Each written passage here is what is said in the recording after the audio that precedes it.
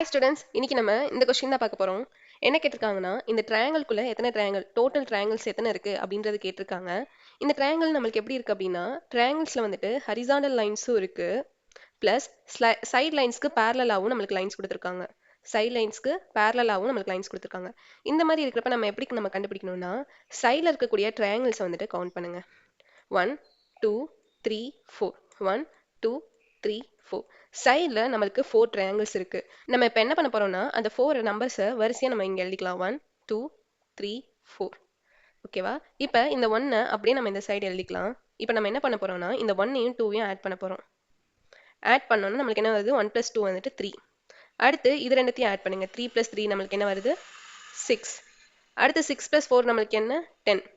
இப்போ நம்ம என்ன பண்ணணும்னா, இது எல்லாத்தையுமே ஆட் பண்ணுங்க. 3 + 1 4, 4 + 6 10, 10 + 10 வந்து நம்மளுக்கு 20 கிடைக்குது.